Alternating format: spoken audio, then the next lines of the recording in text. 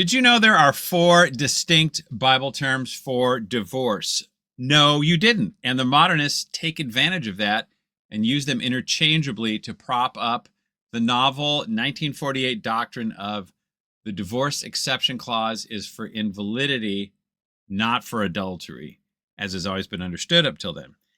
This evil is a Catholic Inc. hill to die on, because otherwise the marriage contract must be recognized and thereby contract rights recognized as well. NFP cannot legally exist within a marriage contract because its legal telos, unity, bonding, love, can't be legally defined. So if the new 80-year-old interpretation of Matthew 19:9 goes away, then so does NFP. Divorce becomes a sin again, and almost all the annulments must be reversed. This is why Catholic Inc. will not touch the debate with a 10-foot basal body thermometer. Annulment proof, however, has picked the lock on the Joe Heschmeyer exception clause, House of Cards.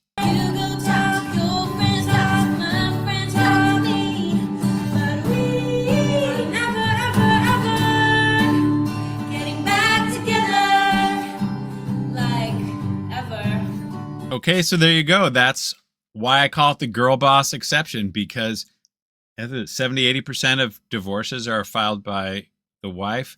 They tend to be more governed by emotion. There you go.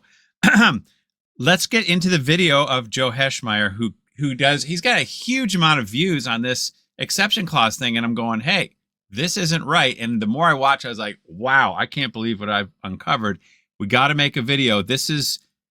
I was amazed at what I even learned, and I'm going to spell it out for you, but let's start with a little bit of his video, and then I'm going to go to some notes. I find it pretty interesting, so hold on. In the RSVCE says, what God has joined together, let not man put asunder. And I want to explore that in a couple of ways. First, this idea is very much a sacramental view of marriage. That is, marriage isn't just a contract. It's not just... See, like I say, these guys have got to go there. If they start allowing the contract, everything goes away. Anything that has to do with NFP, the basis of the annulments, the no-sin divorce, it's all gone. And then for that matter, gay marriage and women priests are gone too. That's waiting in the wings. Okay, continuing. So he's going to explain why it is some of the first things he initiates with his video. Marriage is not a contract. It's the theme everyone doubles down on. It's a human contract, the way entering a business and, making an alliance or something like this. Could be a human level contract. Something deeper is going on. Because if I start a business and file all the paperwork, or if I enter into a business partnership with someone else that maybe I really enjoy working with. Yeah, whatever. It's the same thing that the guy I talked about last week said. Who is that? Whoever that video was. All the stuff about it's not a contract and you can... Oh, I know. William Albrecht. Right. They misrepresent it. Marriage is a solemn contract. Therefore, it is till death. It is the type of contract that is till death. All right, let me go to the next part, just a minute. Okay, so Heschmeyer is he's going through a lot of different Protestant authors explaining why they're wrong and the Catholics are right. But I'm gonna make a few comments on some of his comments. Let's go. Which dispenses entirely with the effort to follow the letter of New Testament teachings on divorce. So this Brad Wilcox guy, there's a Catholic version, and he's the Protestant version they're talking about, I believe. Yeah, we're not going to listen to what Jesus says here. This position views divorce as sinful, but much like the mainline Protestant position, invokes the spirit of Christianity to argue that remarriage should be open to divorced Christians regardless of the reason they divorced. Okay, so the spirit of Christianity, the spirit of Vatican II, God is love, love is the law, blah, blah, blah. Catholics do the same thing today this is why we call it annulment as Catholic divorce. Christians, he's arguing that remarriage should be open to divorced Christians regardless of the reason they divorced. Sound familiar? Now, if you go to the tribunal, they'll say, we don't judge the reason they divorced. That's not a department, that's personal. We don't judge that. It's not a contract, okay? And we can't judge that. And if they want to seek an annulment, then we need to investigate. And you know what? We'll get that annulment.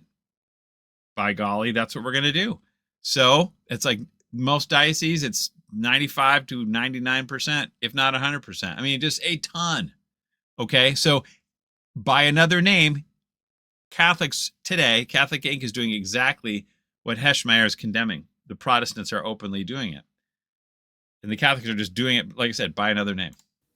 So this is just, you can divorce and remarry for any reason. And yeah. Yeah. What reason? Okay, when a Catholic divorces today, who's going to judge their divorce? No one. The bishop will say, we can't judge their reason. Maybe they must have had a good reason or they wouldn't do it. We cannot. It's not our department. It's between them and God.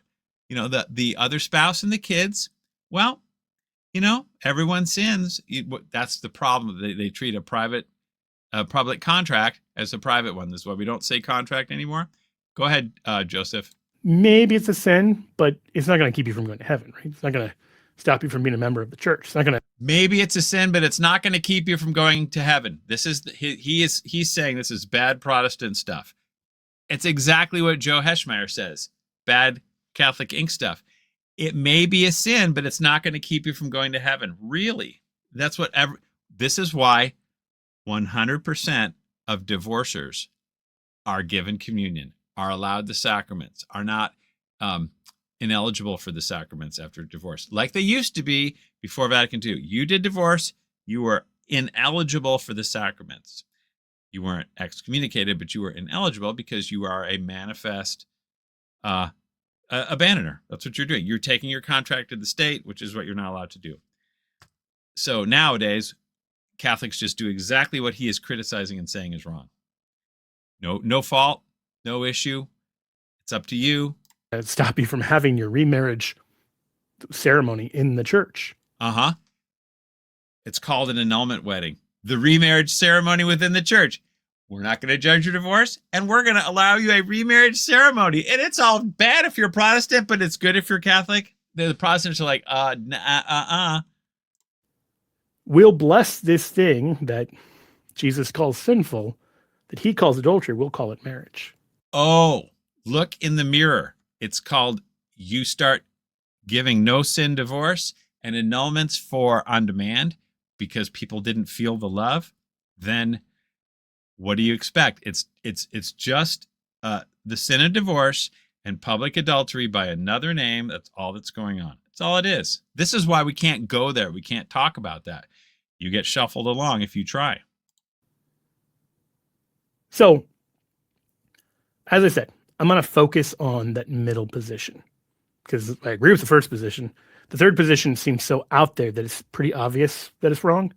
The second position that says generally divorce and remarriage is bad, but there are these exceptional cases that the Bible gives us outs on. Generally, divorce and remarriage is bad. No, I guess it always is, but there's exceptions. All right, well, whatever, dude. What's the exception clause So here? here's Alan Parr giving Another an Protestant? example of Okay. this middle position. Said, I believe that the Bible All right, provides. screw that. We don't need to go about this. Let's get to the next clip. Just a minute. All right, Joe, And tell he us. uses Mordecai twice in Matthew 19. So in Matthew 19, verse 9, he says that if you get divorced except for porneia and marry another, you commit adultery. Mordecai.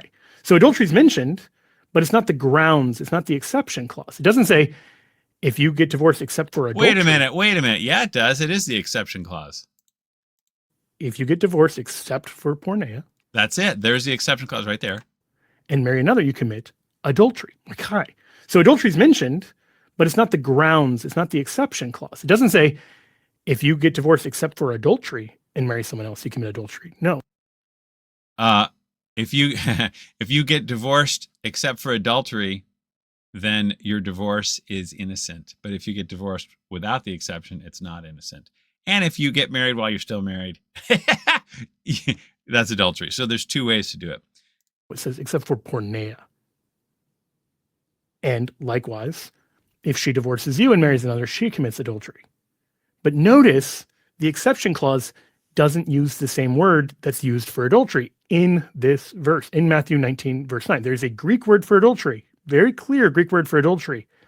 That is not the word used here. Yeah, so he does a lot of this. Protestants will do this too. They'll say, well, if you look at the original Hebrew or the Greek, you go back to these words. that's cool and all, and we're going to do some of that, but you have to look at the overall picture. What does St. Thomas Aquinas say? What has everyone said from the get-go, from 33 AD till now, till the 1960s? That's the paradigm we're going to stick with, because that's tradition, that's teaching, right? We can't just say, well, the Bible says this, therefore. All right, let me see if I can find the next segment. Well, let's keep going. And to make this, and that's the same thing in Matthew 5 as well, that except for porneia, you commit moikai, you commit adultery. So porneia, does that mean the same thing as moikai? It does not. And this is very clear even in the Gospel of Matthew, Matthew 15, verse 19. Jesus is talking about the sins that come out from within, and he mentions both moikai, adultery, and porneia. So whatever you think porneia is, the one thing we know it isn't is adultery. Totally wrong. Sorry. Whatever you think porneia is, the one thing it's not is adultery. Porneia is like an umbrella term. It means everything that is against marriage. It's not. It includes adultery. Let's go to the notes and check that out for a second. Hang on.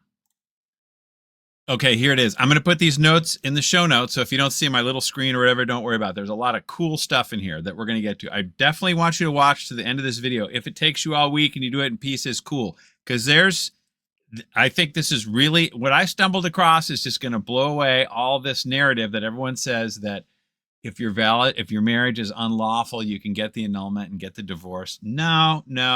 But I need to articulate it and go there. Let's look at, he just said that porneia is not adultery, and that they're two totally different things and all that. One includes the other. We have to kind of check out what it is. All right, so if you go to AI and you ask them and stuff to back it up, what adultery is generally defined as voluntary sexual intercourse between a married person and someone who's not. Yeah, right. Okay, got it. So the adultery, general and moral context, any marital infidelity or breach of the marital contract. Oh, but marriage isn't a contract. Sorry, it is a contract because it's nature. So adultery can be defined as anything, any kind of infidelity or breach of the marital contract. This is why when they say except for porneia or except for adultery, the exception clause, whatever you want to word you want to put in there, anything which blows up the contract, anything which is not the right over the body for acts suitable for the generation of children, permanence, fidelity, all that stuff. Anything that violates that, or you make life unduly difficult, that is the exception clause, okay? What is porneia? Okay.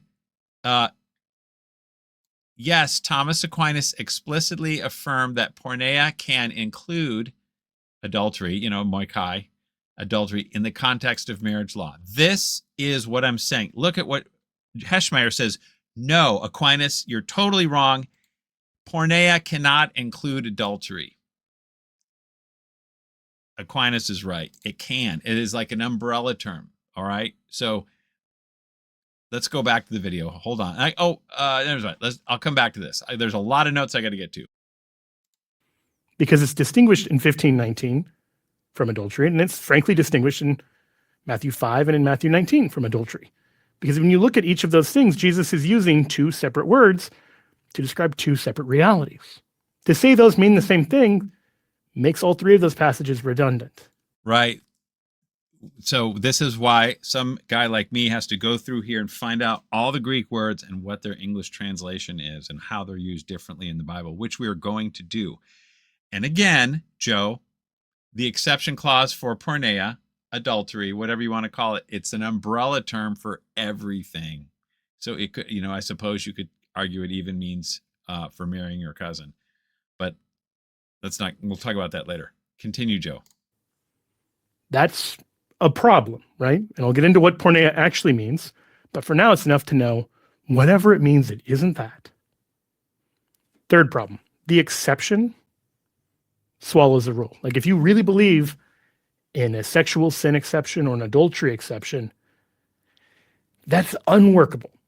Here's what I mean. In Matthew 5, in verse 32, Jesus said that divorce and remarriage is adulterous except on the grounds of porneia, or porneias, and that divorce and remarriage is adulterous. Divorce is adulterous. Remarriage is except on the grounds of porneia. So no, Remarriage is always adultery. Divorce, aka separation, aka put away, is always adultery too, because adultery, porneia, they're like used as, like I say, umbrella terms here. It's adultery isn't always strictly the legal red letter A with somebody else's spouse. So anyway, let's keep going. Case just because of congregation. But like 3 or 4 verses earlier, Jesus says, everyone who looks at a woman lustfully has already committed adultery with her in his heart. So, and there, unlike in Matthew verse 32, where it uses porneia, in Matthew 5 verse 28, it actually uses moichai. It actually uses the word for adultery. There he actually is talking about adultery, not porneia. So if you think that there's an adultery exception, and because of Matthew 5, and Matthew 5 tells you that you commit adultery every time you look lustfully, this is going to create something of a problem, right? You can't get divorced and remarried unless your spouse struggles with lust? No, you got to use your brain, Joe, when there's an internal forum thing, like someone has impure thoughts or whatever. That can be adultery, but that's not public or manifest or legal adultery, okay? Let's go to Aquinas and see what he says, because you're saying that the exception clause cannot be adultery, because otherwise, if you think adultery, you can now divorce and remarry. This is too dumb. We got to go to Aquinas. Hold on. Okay, so Aquinas says, look, there's the narrow definition of porneia, fornication, simple fornication, relations between unmarried persons. That is the narrow definition. But the broad legal definition, Aquinas argued that in the context of the marriage exception clause, porneia acts as an umbrella term for all unlawful carnal deviations. Under this definition, adultery is naturally included because it is a form of illicit sexual behavior that violates the purity of the marital union, aka the contract. Okay, that's the exception clause. Now, what about what he was saying? What if you just think it? What if you just think? See right here, spiritual fornication. What if you do that? Does that mean that you can divorce your spouse and get a new one, because the Bible says except for fornication, except for adultery? To broaden the scope of porneia even further, Aquinas noted that the term is to encompass spiritual fornication. This refers to apostasy, adultery, or severe religious unfaithfulness. That's under Canon 1153. In other words, anything that goes against marriage, right, can be grounds for separation. Hang on, there's one part I got to find. Okay, I found it. So this is the point Joe was saying. He's like, look, your spouse is looking the wrong way at the wrong person. That's adultery. Therefore, there's the exception clause. Therefore, boom, you can divorce and remarry. No. If looking lustfully at a woman is adultery, does Aquinas say that that type of lustful thought, adultery, is grounds for separation of spouses? No. Thomas Aquinas explicitly states lust of the heart, looking lustfully at a woman, does not constitute grounds for the physical separation of spouses. While Aquinas strictly holds Christ's teaching, adultery of the heart draws a sharp legal line, right? So it's called external form versus internal form, which I know Joe understands or knows about. But he's just making just a goofy argument. It's like stupid. But he has to. He's got to be stupid because he has to keep his house of cards of this invalidity exception alive. Otherwise, Catholic Inc. goes off a cliff. Now, human courts only judge external acts. Correct. Aquinas, that's right. For a sin to have legal consequences in the law, which is what we're talking about with Matthew 19 and the exception clause and all that, marriage law, such as forfeiting the right to cohabitation, aka put away, it must be an external, observable, and provable act, because mental lust remains in the interior court of conscience, internal forum. It cannot be tried or used as a legal petition for separation. There it is. Obvious. Yeah. It's like, can you someone's thought patterns are not manifest. So they're not manifest sin. Okay. The specific injury of physical adultery, it introduces concrete injustice and damage to the marital bond. That's the contract. Specifically physical adultery. concrete injustice and damage. Wait a minute. If it's not a contract, what kind of concrete, what do you mean injustice? Are we saying marriage is based on justice? Where's my rights? No, there's no justice. There's no contract. All this is out the window, which is why you cannot have any exception clause. There can be no separation with the bond remaining in the Bible, because otherwise we'd have to have a contract with terms, which we can't have because NFP says there's no contract. There's just love. I don't want to skip too much around here on, okay, so here, lustful thoughts or looks do not create these specific legal physical damages, meaning the innocent spouse has not suffered a legally actionable injury. Right. The requirement of mutual proof. Aquinas notes that if a spouse sues for separation based on adultery, the accusation must be subject to legal pushback. If adultery of the heart were grounds for separation, a husband or wife could falsely accuse their partner of having lustful thoughts to force a separation, and the accused spouse would have no physical way to prove their innocence. Yep. Okay. It's kind of, there's got more written in there. It's kind of basic. His argument was that's just super dumb. Anyway, I hope that was clear enough. As you all know, you want to talk to me in the comments. Unlike Joe Heschmeyer, I talk as much as you want. Anyone wants to go for it. Continuing. Do you know the sheer number of marriages that would be annullable or voidable, or you'd be able to divorce and remarry? That's an absurd exception clause. That's because your argument is absurd that's could be possible, or that's what the exception clause means, that it's not for adultery. Yeah, it is for adultery if you can prove it, if it's manifest. I mean, remember the reaction of the apostles. Jesus' teaching is a high enough standard that they balk and say, if such is the case of a man with his wife, it is not expedient to marry. Because you're in it for the... All right. Let's go there. But before we do, I'm going to get into the 4 ways you can divorce in the Bible, or the 4 words for divorce. We've got to cover this because I've never seen it mentioned anywhere. Maybe a little bit, but not to this degree. I went through and I got it all laid out. Let's check it out. And I color-coded it to make it easy, right? Okay. First word, and like I said, I'm going to give you guys these show notes so you can go back and check it out, and then the internet makes everything so cool. You can just get the Greek and the English all put together. Apostasion. I'm not going to try to pronounce these words because it's too hard. APOS means civil divorce, certificate bill of divorce. All right. And then they show where they use that word in the yellow. Certificate of divorce. So it's just the formal legal piece of paper. That's what that is. Again, when these guys talk about divorce, they just say this divorce, that divorce. No. What kind? Why are we using 4 different Greek words? Because we're talking about different things. Then we have apulio.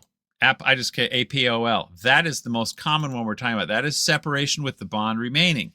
This is based in law, all right? And it means to put away or send away. But this is the primary one. This is the canon or the Catechism 2384 when they say divorce is a grave offense against nature. That's what they're talking about. APOLUO. That kind of divorce. It's the separation with the bond remaining. That is the violation of natural law. It doesn't violate natural law if someone has committed adultery, the broad legal term, anything that violates the marriage contract. But if you divorce an innocent person who has not violated the contract, you are violating nature.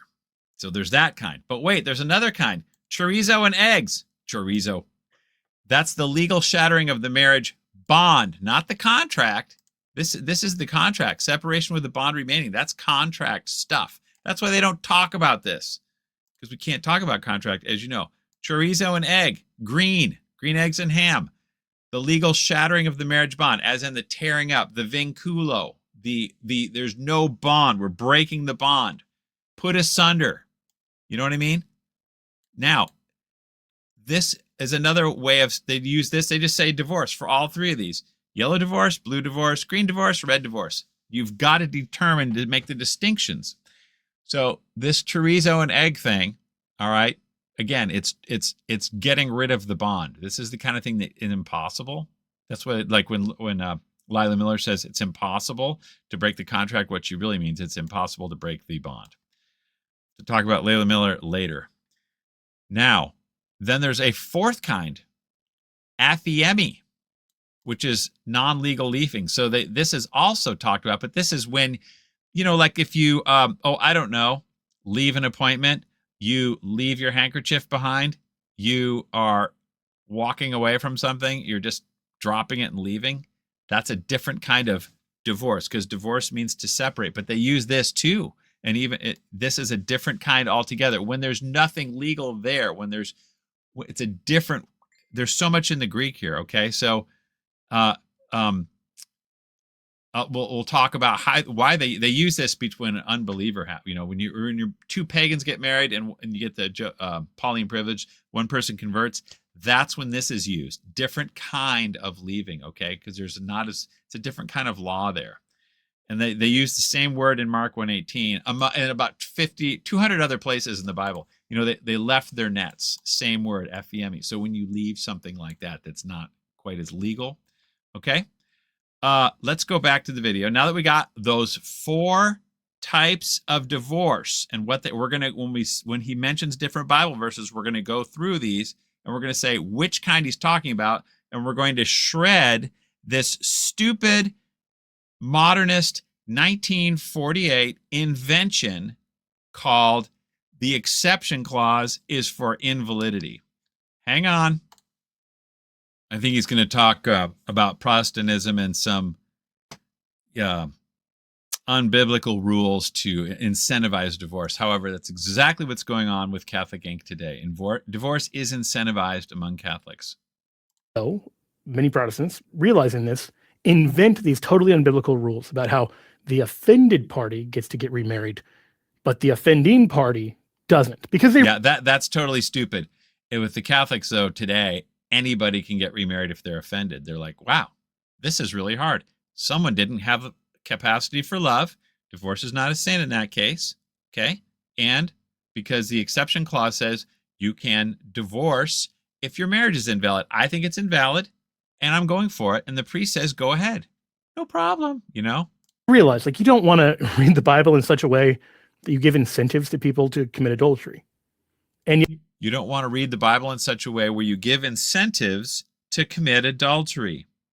Okay, then why do we say that you can divorce on your own authority and then create this definition of marriage, which means you required love? Therefore, if you didn't experience the love quite like you wanted, you could get the annulment. That there's some incentive right there, and that comes from the reading of the Bible. Where if you look at the New Bible now, the New American Bible, they'll take Genesis and they'll shove Genesis into procreation alone, mix it all together. Continuing, go Joe, go. Yet their reading of Matthew 19 gives incentives to people to commit adultery, and so they have to say, no. This exception for adultery only applies if you're the victim. Now, that's literally not found in the text. It just says, except for porneia.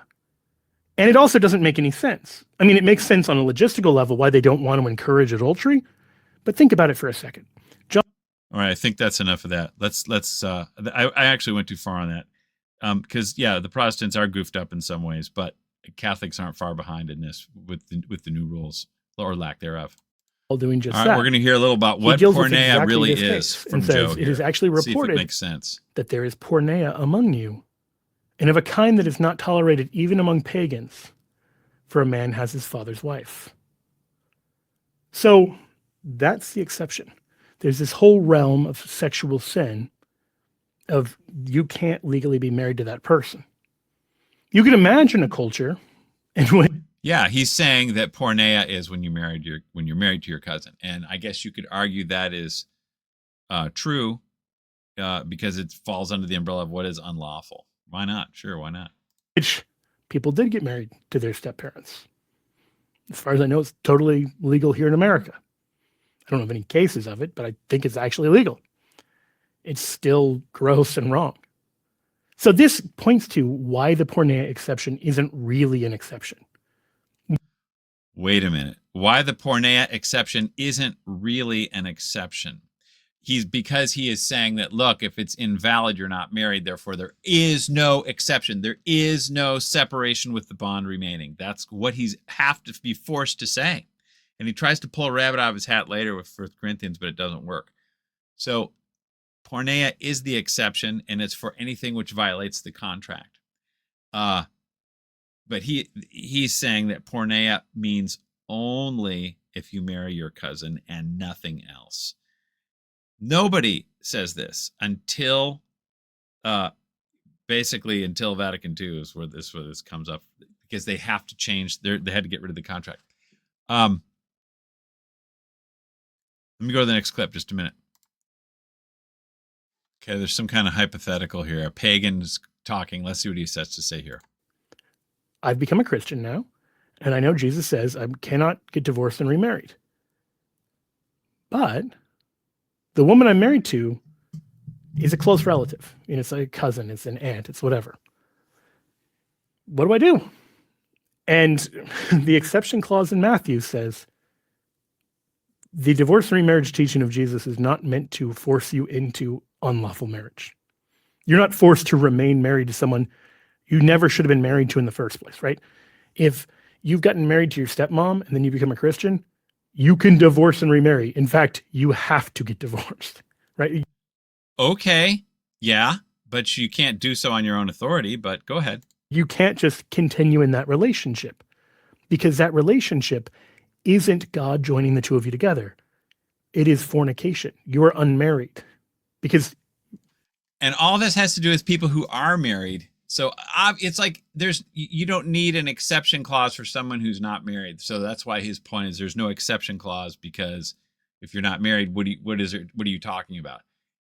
But this is for separation with the bond remaining, as I said. Anyway, continue, Joe. Let's see what we got. Here's a distinction. Adultery is sex in which one or more of the persons is married to someone else.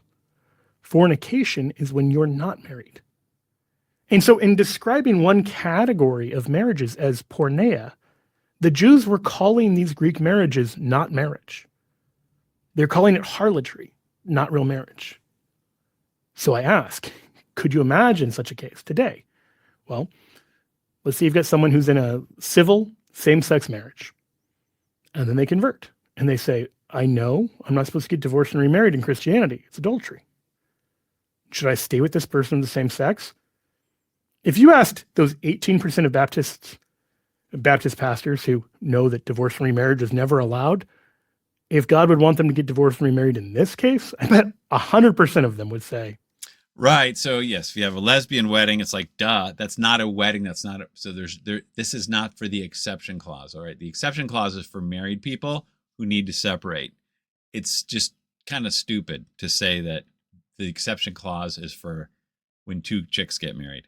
It goes without saying, like we need to make an exception clause in case if someone marries an aardvark, just in case, that's where the exception clause. No, stupid. Duh. If you're not married, you're not married. Or we married a dead guy. No. This whole example he's got, it's not here nor there. Let me go to the next clip. So like with a lot of videos, the video for Joe Heschmeyer gets more to the meat of things towards the end, which we're going to get to. But before we go through, we got to go through some of these notes I made so that we can more easily understand when he starts bringing up stuff. Okay. Like I said, there's four different words used for divorce. The yellow, apos, the blue, apole, the green, chorizo and egg, and the red, aphiemi. So let's see what the Bible calls them. So Matthew, we could start with Matthew 6. Why not? What God hath joined, let no man put asunder. But put asunder, but this is not what color? The green kind of put asunder, see, because it's chorizo and egg. Green kind of put asunder. Let no man put asunder, which means the shattering of the marriage bond. Let no man put asunder that. And the marriage is the contract, okay? So we got to, no one gets to touch this thing. That's important, what they say there. So why did Moses give a command, a bill of divorce and put away? Now the new version says give a bill of divorce and a divorce, basically. Now the bill of divorce, that's just a piece of paper, the yellow, right? Apos, and then we've got put away. And they don't like the word put away, because put away means separate with the bond. What kind of put away are we talking about? Separation with the bond remaining. This is the violation of nature. This is why they went, wait, why even get married if this is what you get? You can't even put away your spouse. Only for adultery can you. Adultery / porneia, whatever you like. It's all an umbrella term for anything which violates the contract. Like Aquinas already said, we're going to get there. That's the most common type of, quote, divorce, put away. And this is why the old Bible, the Bible, the Douay Rheims, or even the Bible before the New American Bible, before the 70s hit us, bro, we had the Douay Rheims light, basically, in all the churches, and they said put away. So, because the hardness of your heart, Moses permitted you to put away your wives. You could violate nature because otherwise you were going to kill them. That's what they did. They killed their wives because they couldn't. Only a dead wife was a dead contract. So God allowed them Moses allowed him to put them away. But whoever shall put away his wife, except it be for fornication, and commits adultery. If you put away your wife, you commit adultery. Otherwise, we wouldn't need an exception clause, right? Otherwise, whoever puts away his wife and marries another commits adultery. Whoever puts away his wife, except it be for fornication, and marry another. The exception clause is it's not a violation of nature if you have legal exception. And just like you have to get married in the church, you have to get legal exception in the church. You have to have the bishop's permission to separate in the church. There you go. Okay. More put away. Now, let's look at the show notes. Let's look at the Douay Rheims commentary, which you guys have probably seen before, which Joe Heschmeyer probably has no idea what to say about this. Except it be for fornication. In the case of fornication, that is of adultery, the wife may be put away, but even then the husband cannot marry as long as the other shall live. So, if you don't have cause, fault divorce, if you don't have fault, you can't put away. If you do, you hate your spouse and iniquity covers your garment. This is what always has been taught until this Jesuit in 1948, who was he was all about kind of legitimizing the Jews and stuff. It was pretty weird. This guy, I'll tell you more about him in a minute. He's the one who created the exception clauses for invalidity. And now it's gospel among everybody. All right, we'll look at Matthew 19, 6 through 10, just for kicks. I know you love this. Okay, so anyway, we just read it, but here they give us the Greek version, and you can see the different colors of divorce, but which type makes a difference. Okay, so let's 1 Corinthians. All right, we'll come back to that. This 1 Corinthians 7, this is a different kind of divorce altogether, and they use it in the wrong way. They use the green and the red, but they call it the yellow and the blue. All right, let's go back to the video for a second. Take it away, Joe. Undo what God has done. You're not stronger than God. And so we're left with exactly one question. If you're in a complicated marital situation, the question is, well, did God join you and your spouse or whoever together? Did God join that union? Did he make that union? Okay, yeah. Is my marriage valid or not? That's what he's basically asking. And so nowadays, since basically nobody's marriage is valid because anyone can get an annulment, this whole exception clause needs to be trashed, which is what they're doing. Let me point out one thing that the church says about when you suspect you're in an invalid marriage, what do you do? Check this out. So this is not a question that no one has asked before. So it's in the Acta, from 1936. Someone asked the question, what about if you think your marriage is invalid? What do you do? Because I hear if my marriage is invalid, then I don't have to live with such a person, and I should get an annulment, and I can get remarried, quote unquote, because I'm in an invalid marriage. What do I do at that point? When there is a question of alleged nullity of the marriage, private authority is not recognized as an adequate basis for establishing a legitimate separation. This is the rule of the church right here.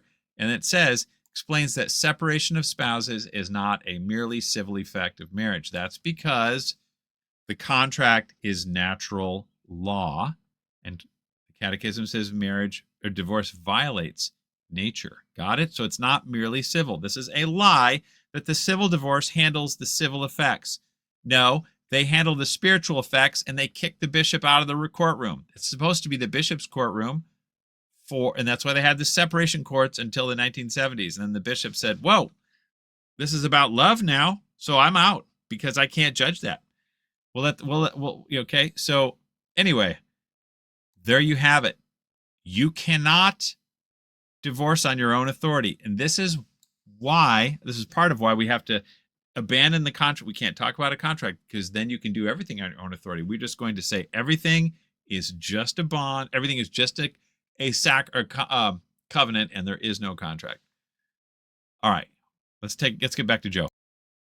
Back to you, Joe. Or is it an unmarried sexual relationship? Because if you're not validly married to one another, then it's porneia. If you are validly married to each other, then it's impossible to get divorced and remarried. Wait a minute. If you're not married to each other, then it's porneia. Okay, I guess so. But if you are married, then you can't get divorced and remarried. No, if you are married, you can't get remarried, but you can separate with the bond remaining. You have got to be able to do that. Otherwise, if there's no scriptural basis for separation with the bond remaining, you can never separate for any reason because there's no exception clause. If your spouse communicates with that 9-iron to your noggin every morning violently, you can't separate because there's no exception clause. What God has joined, let not, and the guy says, here's the Bible right here. What God has joined, let not man put asunder. So you cannot go anywhere because we have to live together.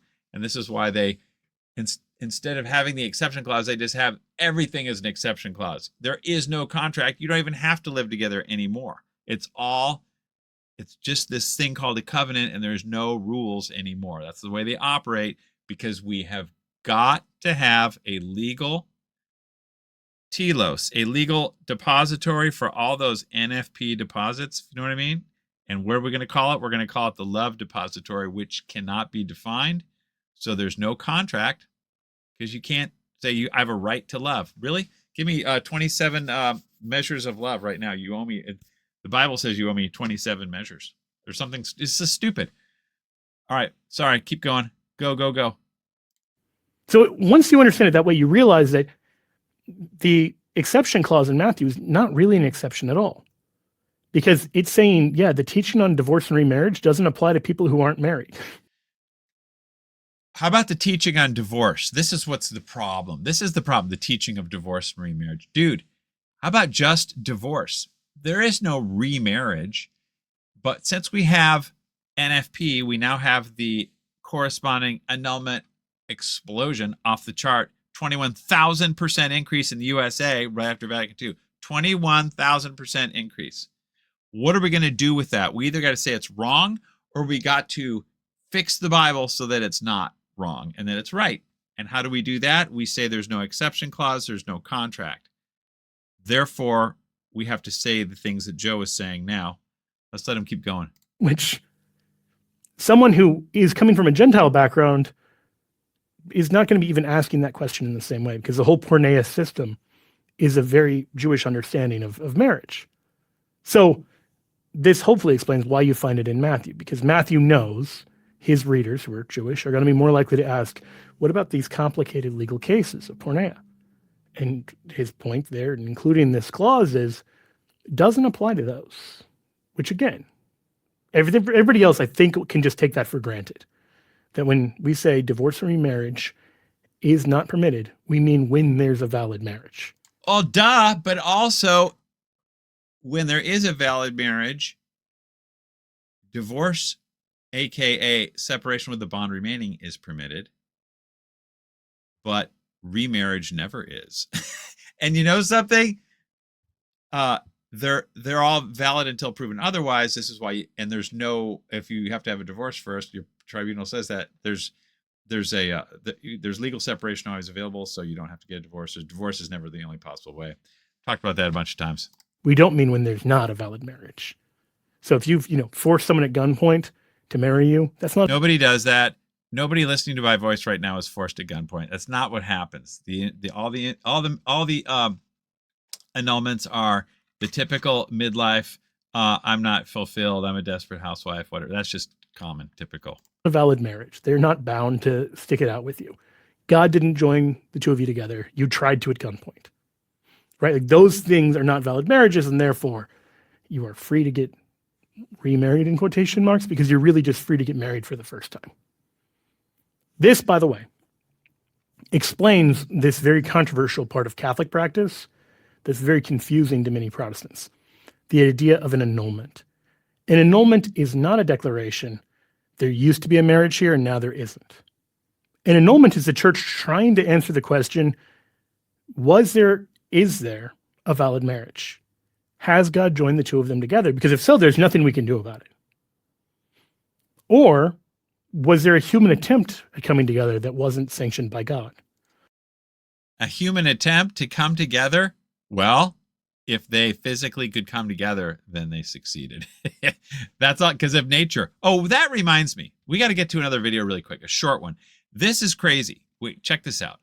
All right, so speaking of the basic requirements for marriage, marriage is an office of nature. Marriage is not a vocation because it doesn't require anything supernatural. It requires zero charity. If you can make a baby, you're capable of marriage. This is the point. And I want to show you something pretty cool from the Theology of the Body NFP people. Take it away. I don't think people need to discern marriage. I know that your podcast is the Discerning Marriage podcast. Discerning in the big sense. But all right, so what's happening is the priest is about to just drop some normal natural marriage stuff, and someone told me she looks like a bad Saturday Night Live skit. This girl is getting hit between the eyes. Her house of NFP cards is crumbling right before her eyes. She's never thought of this. She's never been confronted because she doesn't get on the internet and talk. They block everybody. I'm blocked. The Theology of the Body Institute blocked Annulment Proof long ago. But here's a guy who's got underneath the fence, and this priest is going to tell her, and she's like, ah, because he's saying, hey, it's all nature, and if it's all nature, it's procreation, and if that's the case, all right, I'll shut up. Listen, just watch her face. She cannot deal. She doesn't, because she's seeing her theology of the body crazy train go off the tracks, and she's like, watch her. The marriage is not a vocation in the classic sense. It's the natural state that everybody's born into. I have the vocation in the natural sense to be a married man because I'm born in a body that is a male body. So everybody is born with the natural disposition and, in this sense, vocation with a small v to the married state. You don't have to discern that. Everybody is called to marriage by their biology. What they have to called to marriage by biology, everyone. So yes, it is not a vocation. Therefore, it is limited to just nature. That's what it is. Discern. What we have to discern is whether or not I'm called out of my natural state of out of my natural state of marriage. I thought marriage was love, charity, total gift of self. You must be capable of those things. No. You must be capable of what nature provides, which is baby-making material. Married life into a supernatural vocation, which is the religious, the consecrated life or the priesthood. Look at her face. That's what needs to be discerned. People don't have to discern whether or not they're called to marriage. They know that they're called to marriage by looking at themselves in the mirror. See that? What happens when you look in the mirror? He's referring to the physical, like what you can make a baby with. That's it. That's all you need. And if you can use that, and if you know what it's used for, and she's like, this trashes, if I start connecting the dots, which no one's going to do because this priest is Catholic Inc. too. but there's various flavors. If you start connecting the dots with what he says, NFP is gone. The exception clause that is traditional, that is really Catholic, is back, and the annulments are all fake. But we cannot discuss that because the world is going to end, which is why I say no one will touch this with a 10-foot basal body thermometer. What a fabulous distinction. Father, I have never heard it put so succinctly and so beautifully. I love this so much. Okay, so how would you... All right, whatever. Let's go to the next clip. Just a minute. Okay, go. I think that it would speak into that. And, we have to just look at the history of our holy religion for the last 2,000 years. Everybody is called to the married state by his or her biology. This is just... Everyone is called to the married state by what? Theology of the biology? The body? No, by just the biology of the body. That's what you're called for. That's why we got to rename it biology of the body. That's all it is. Marriage is biology alone. He's destroying the NFP annulment industrial complex with what he's saying, but someone's got to connect the dots for him and kind of hold him to it. I emailed the guy. We'll see if he gets back, this priest. Thomistic. This is normal. This is just normal Thomistic philosophy about human anthropology. Aristotelian and Thomistic. This is normal human anthropology. Okay, so we are built for procreation. Normal. Okay, he's like, look, honey, I don't know what you're all excited about. I'm just giving you like super Catholic 101 that's been around forever. Normal biology. And I think he's got to say this because he's like, you people strapping on rocket ships to your marriage and flying to the moon and trying to create some sort of quote unquote betrothed love status like John Paul II talked about. No, look, it's just biology and it's not a vocation. Marriage is not a vocation, but it became one once Vatican II called it a contract of love, a love contract. That's what in our nature we're designed for. Now, there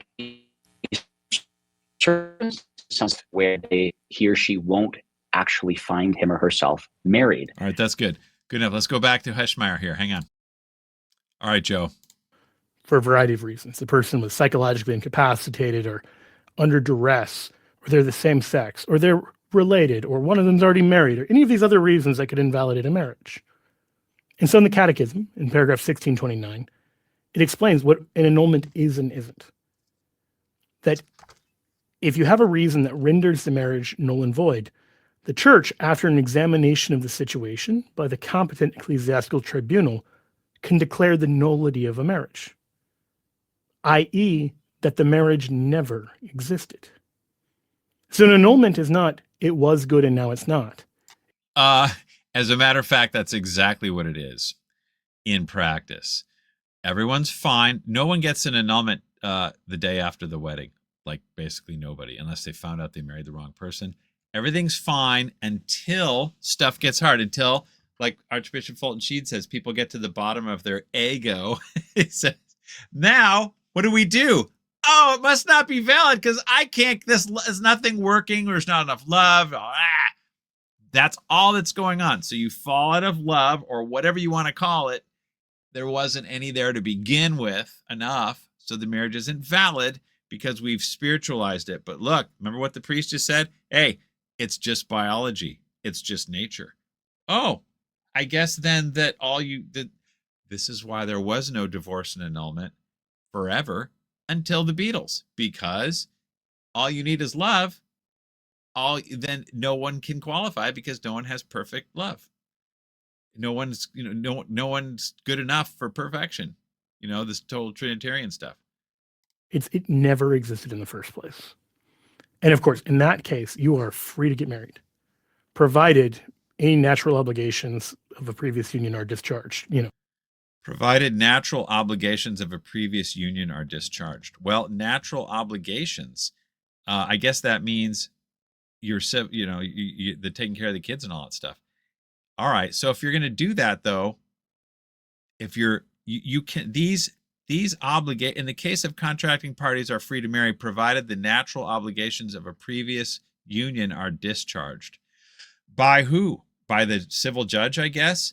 Hey, you have to have the annulment first before you touch nature, okay? Before you touch nature, there must be an annulment first, because that way there's no law there. There's no natural law there to deal with. There's no jurisdiction there.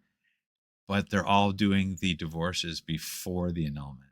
So those natural obligations, natural law, are not the purview or the jurisdiction of the civil judge. It's the ecclesiastical judge, because marriage has been taken as a sacrament in-house.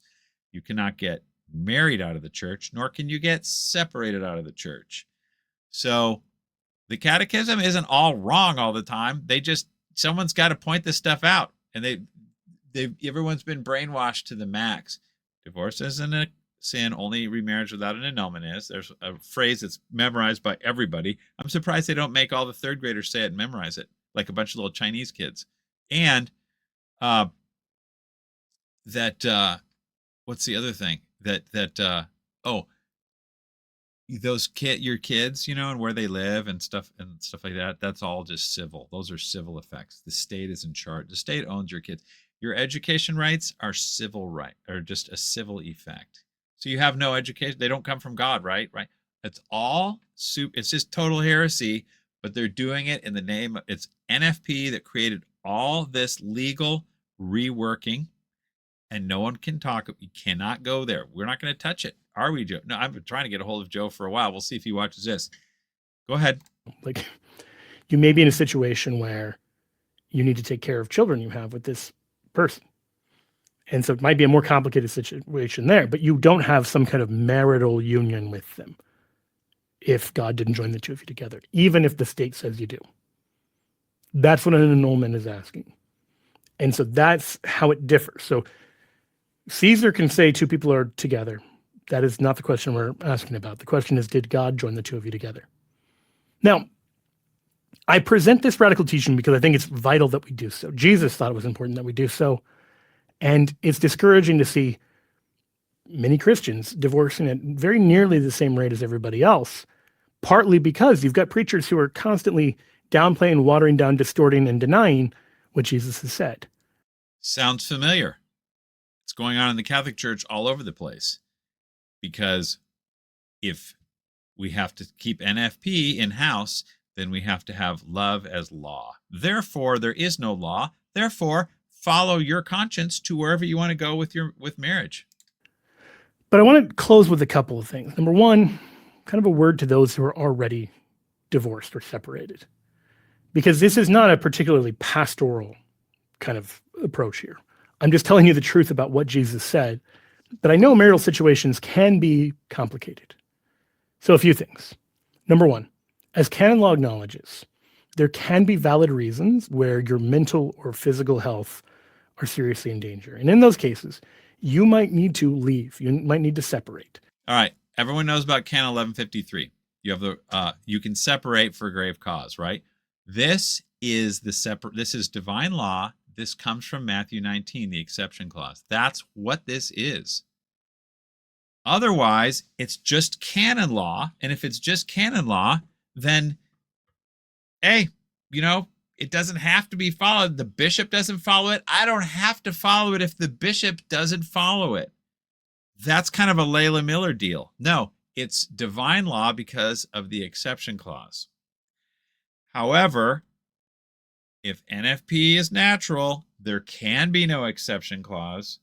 And all of this is just mere canon law, which is why everyone's red pilled today, because your marriage contract effectively is the state's in charge rather than the church or the bishop, right? You might even need to get a civil divorce for the protection of you, your kids, family well-being in general. What did he just say? You might even need to get a civil divorce? Joseph, you can never get a civil divorce, ever, because you can always get legal separation, because getting a civil divorce gives scandal because you're breaking the covenant of salvation, the Christ and his church. This is why you can do legal separation. And it takes care of everything that a divorce would. So you can never divorce, Joe. Never. Not in this country, not today. No. There's always other ways. to ruin the party here. Is possible. That is not undoing what God has done. That might be undoing what Caesar has done, right? You might be creating a legal separation where the human law had created a union. But in that, you're not separating the bond that God has created. And as long as you know that and know what you are and aren't doing, there may be grounds where that's the appropriate course of action. While I'm thinking of it, it says it gives the spouse a legitimate cause for leaving either by decree of the local ordinary. That means, as I've said 1,000 times, you have to have the bishop's permission to, quote, divorce, to leave, to separate, to walk out, to put away. Must have bishop's permission, or you are covering your garment with iniquity. You are violating nature. Now, if you are in danger of getting that decree because of Mr. 9 a.m. 9 iron spouse of yours, set your alarm for 8 a.m. and get out, okay? Now, from safety at your sister's house or wherever, you can work on getting the separation decree to make your de facto separation legitimate. Because you must, because you have to get separated in the church, because the church is now effectively God judging the separation. That's what has to happen. And you have 6 months to do so, it says in Canon 1152. All right, go. And second, that maybe, isn't always, maybe a sign that there was never a union in the first place. Oh, spare me. It may be a sign there was never a union, as in never a valid contract, as in someone was incapable. Just because Mr. 9 iron does what he does that mean he could? What if there's 9 kids for his 9 iron? Okay. He was capable. He certainly had a violent streak and he had some issues, to be sure, but he was capable of marriage. Just like Mr. 9 iron is capable of golf, even though he may be a terrible golf player and he may be super grumpy with everyone on the course, he can play golf because he has clubs and he has arms and he goes like that. If you can make a baby, you're capable of marriage. Because procreation is primary, because like the priest said earlier, it's an office of nature. Marriage is biology. It's not whether we can get, if it's not charity. That's my main point. This is what I found out with study. The annulment proof found this out. They're lying to you about charity being required, any particle of charity. And it's all political now. And the reason they do it is because we have to keep our NFP. If we have to put NFP away, everyone's going to have a ton of kids. The annulments are fake, like I said, and the divorce is a sin. Now we have a gigantic crisis. It's like telling everybody that the drinking water is fine. It turns out everyone's going to die of cancer in 6 months in the whole town, and you have to break the news. Maybe you'll be tempted to not go there, okay? People are like, this is the level we're talking about. We've created this gigantic family shredding machine, and we just keep doubling down. Just like people on the Fetty downtown, hungover, hanging out, they can't get out of it because they don't want to pay the price to get out of it. And Catholic Inc. sure as heck doesn't want to pay the price. Also, individuals, because your career is dead. Also, it's going to take, basically, the Pope's got to do it. And it's going to take some sort of restoration. Or you can have, in the meantime, if you're listening to me, obviously you have your own agency, your own brain. You can think about what marriage is and just go back, turn back the clock to go back before all these guys started getting involved in redefining all this crazy stuff. Just do what's always been done. Super simple. The person you're married to is, abusive and controlling. It often happens. They were abusive and controlling beforehand in such a way that you may not have been as free as you should have been to say. Abusive and controlling, and you're not free. Well, did you say the words? Did you go? No one forced you to get. He was abusive and controlling. She was abusive and controlling. You were such a mouse that you couldn't stand up to her and say, I'm not going to get. No, if you say the words, it's done. Unless someone, like I say, they say is putting a gun at your ear and saying, hey, you're not going to have a head if you don't confess. It's like, okay, right? Give me your wallet. Kind of like that. No. Everyone feels some anxiety, some pressure, some nervousness. No one's like, okay, it's if you volunteer to go and do. It's just like some people are nervous to go to confession. Does that mean the confession is invalid because you were a little bit apprehensive? Come on, man. A yes in marriage. Marital cases are complicated. They're pretty simple when you get down to it. They're pretty simple. Unless you make the object of consent undefined, like we're going to call bonding essential or unity essential, or your marital act must be unitive. That gets a little complicated legally. Was your consummation unitive? No. Yeah, it was. Okay, who's right? Was it? Joe, that gets a little complicated. That's why no one can judge it. They keep going, well, jurisprudence will figure out what a unitive consummation is. What is a unitive? We're going to have to figure that out because we don't quite know. We're not going to discuss it. But behind closed doors, what they say is it has to be consensual, which means your marriage consent at the altar is irrelevant. You have to always give consent. So there's no rights, there's no contract, there's just love, because that's what NFP is. Marriage is complete, perpetual consent, and there are no rights, and there is no law. So we're just like Protestants now. Protestants take whatever they want out of the Bible and make it happen.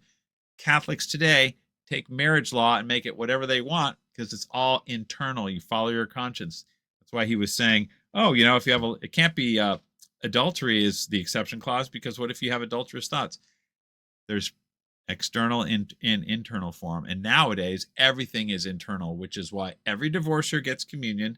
And obviously, connecting the dots, Pope Francis is like, well, we need to fix some Mors Laetitia so that every adulterer can get communion too. If they're following their heart, who are we to judge? If divorce is private, adultery is private. Everyone gets no more Canon 915. It's all Canon 916. Whatever you feel you need in your heart, kind of deal. So I just want to say that, like, Jesus' teaching is quite radical, that if you're validly married, you are in it for life until one of you dies. You cannot get divorced and remarried. You can't get divorced either, but you can separate if someone gives you a just cause, and that just cause must be judged by the bishop. And that just cause is anything that falls under the umbrella of porneia, aka adultery.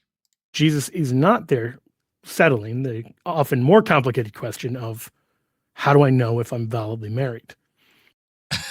If you have the ability to make kids, that's going to do it. That means you're capable, because everyone uses the 1095 incapacity loophole. It's very simple, not complicated. Like when I see people on Facebook, you look at their relationship stats and they click, it's complicated. No, it's not. You're not living with your spouse and you have 3 friends and whatever else. Okay? It's simple. You're either married or you're not. Live your state in life. Relationship status, single or married. None of this, it's complicated. What it is I'm avoiding answering the question because I'm guilty. For many of us, this can be very clear. We are validly married. Other people have found themselves in complicated, messy situations, maybe especially if you have like a conversion in your own story. All right. We're gonna go to he's talking about, this is cool because he's gonna talk about when pagans marry and stuff. Let's go to some of my super califragilistic fancy notes, because we got to get through some of it, and then we'll finish off his video because we're almost done. Hang on. Okay, so let's get into a few of these notes. Here's a little interesting tidbit. So I wrote before and during the transition. Okay, I think AI wrote this actually, but into the 1970s, many American Catholics still used the Confraternity Bible. That was the Bible before it was basically the Douay Rheims, okay? Sometimes called the Douay Rheims Confraternity Bible. So it's a little bit more of the Americanized version of the Douay. This was the common Catholic Bible in America from roughly the 1940s until the NAB replaced it to make room for the Spirit of Vatican II. Okay, so let's look at there's several places, but we'll just look at one of them from one exception clause from Mark 10, okay? This is the old school Bible, which wasn't that old after all. And he said to them, whoever puts away his wife, not divorces, puts away, physically separates, and marries another, commits adultery against her. And if the wife puts away her husband and marries another, she commits adultery. So there is no divorce ever. There's just putting away your wife. That's all this means. Separation. And therefore, that's why all Catholics always believe that you could You could separate with the bond remaining through per these Bible verses. That's all that's going on. That's all. And they're total. This Joe Heschmeyer is just throwing that all out. But let's look at what the New American Bible says instead. He said to them, whoever divorces his wife and marries another commits adultery against her. So they use this word put away and make it into divorce, right? So that goes back to what kind of divorce are we talking about? And we can go back to our 4 colors, like I said. The type of divorce they're talking about is the separation with the bond remaining, apuolo. That's it. Makes a difference. Let's go to the next little piece on here, and then we'll come back to some of these Bible verses when Joseph in the video coming up talks about them, because they're important. Well, let's just look at this real quick. Yeah, Mark 10. No, hang on. Let's keep going. We'll go down here. We already talked about this a little bit. What adultery is, it's generally any marital infidelity. This is why Canon 1153 allows you anything that falls within the framework of we cannot live together because of A through J. All right, any of that stuff, that's called adultery. So if you do that, you are at fault. So when someone is making life unduly difficult, they are committing adultery and the innocent party gets to leave. But it's got to be judged by the bishop. So somebody is committing grave sin, and that becomes manifest in public when somebody either leaves or it is judged. Okay? So the leaving spouse is technically guilty until proven innocent. And they got 6 months to get it together. Now, we already talked about this and what Aquinas said. That's good. Spiritual form. Yeah, that's right. We already talked about the spiritual fornication part. Physical adultery is the primary justification. Let's see. What else are we talking about that needs to be only human acts, specific injury? Hang on a second. Let me push pause so I can figure out what I want to talk about. I think I skipped some parts of Aquinas, but I'll get to the main summary here. For Aquinas, looking lustfully is a grave sin against God that must be confessed, but it does not break the external marriage contract. Okay? Yeah. Only consummated physical sexual acts outside of marriage provide legal grounds required for a physical separation of bed and board. That is correct. And also, though, if anything unduly difficult falls under that category. When did Catholics first start interpreting Matthew 19:9 exception clause to mean invalid marriage? This is why I'm saying these guys just come onto there's the Catholic Answers, and Catholic Inc. just starts saying, well, if we look at the original Greek and the this is what it really means. And some Catholics feel this way and other Catholics feel this way. And we have several views that we find in the patristic and the blah, blah. Wrong, wrong, wrong. There's one Bible, one truth, one interpretation, unchanging. And it's the one that everyone always had before modern times. That's it. So when did Catholics first start saying that Matthew 19:9 exception clause, or all the exception clauses, meant invalid? This is so AI explains, and they're correct because I looked it up. Catholics first started interpreting Matthew 19:9 exception clause to mean invalid or unlawful marriage in the mid-20th century. That's why I say it's an 80-year-old novelty that we got going on here from Joseph. Specifically popularized in the 1930s and 1940s. Divorce was getting ramped up, and we needed to the devil needed to pave the way. How are we going to break up the nuclear family? What are we going to do? We got to change the law, we have to change the Bible, and we have to change nature. And NFP was a big part of that. They got it all done. And now we have changed everything. Except the problem is people are starting to come out of the rubble and go, knock, knock, something's wrong here. And then now the status quo is established and they're like, no questions. This approach is known in biblical theology as the consanguinity view. I married my cousin, doggone it. Or the intertestamental view. Intertestamental. In other words, the Jews kind of got going. Now, speaking of, listen to this. Before the modern development, Catholic theologians for over 1,500 years overwhelmingly favored the patristic view. Excuse me. it's not that a Catholic is allowed to favor one view or another. You got to be careful when you're dealing with AI. Their magisterium is the modernist status quo. AI focuses everything around that. So anything that doesn't fit the mold, which directly contradicts that, it will grudgingly admit if you absolutely pin them to the wall, or it'll say, well, some feel this way, but most feel that way. Like as in truth is sort of a made up thing, and you can kind of, there's no truth basically. AI's general thing is there is no such thing as truth. And that's a true statement, which held that the exception allowed for a physical separation due to adultery, but never a dissolution of a valid marriage. Okay. That's the way it always is. That's the only thing that makes sense. And I prove that, if not already, by explaining the Greek that's used in the separation clause. It does not mean invalidity, although it could, but it does mean separation with the bond remaining. That's what it means. Now, who came up with this lovely idea? Father Joseph Bonziren, FJ, as Timothy Gordon likes to say. He's a little bit that way too, though, Timothy Gordon, because he's a unity guy. So this dude, this priest, pioneer of a theologian of Judaism before Vatican II. So you have to read about him if you really want, but he was kind of like he was one of the first to say, look, the Jews didn't kill Christ, or the Jews don't need a savior. They're the chosen people, that kind of stuff. I don't know exactly what it was. That sort of thing, that modernist Zion, Jesus is for most people, but not for everybody because of the Jews, that kind of guy. He was born in France. Okay, cool. This guy was suspected of modernism and barred from teaching, it says. And then you can read about all his stuff. The Breakthrough 1948 book, Divorce in the New Testament, his argument that the Greek, here we go. This is Joseph, Joseph, who are we making this video about? Heschmeyer, right here. The argument,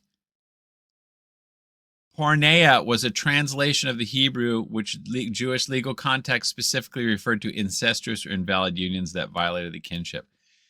Yeah, that's it. The implication, therefore, when Jesus made an exception for porneia, he wasn't giving a loophole for divorce in real marriage. No, but he was giving a separation for just cause. That's what he was giving. So the Protestants say it's a loophole, the Catholics say it's a separation for just cause, and the modernists say it's a device for annulment. He was stating that an attempted union was illegal and structurally void from the start. Must be dissolved. Okay, it must be dissolved because it was never a marriage at all. Right, so there's all sorts of pressure. If you break up, you have there's no partnership. There's no such thing as a contract. It's just a partnership. And if your partnership broke up, somebody wasn't capable, right? The path to mainstream Catholic adoption. This is how it happened. So following this SJ research, the invalid marriage interpretation gained rapid traction. Can you believe that? I wonder why that happened. Because we needed to be kinder and gentler and stop proving fault, because that's bad cop. Women stay home with barefoot and have a ton of kids, and men just work and they're just tyrants, right? So we got to kill that. We got to get the feminist revolution going. How the heck are we going to do that? Because we got patriarchy and it's in the Bible. Well, we have to change the Bible. Okay. And it gained traction among apologists and textual scholars. Of course, the beard strokers, because it seamlessly harmonized the Gospel of Matthew with Catholic sacramental theology. That's more AI talking. No, it didn't.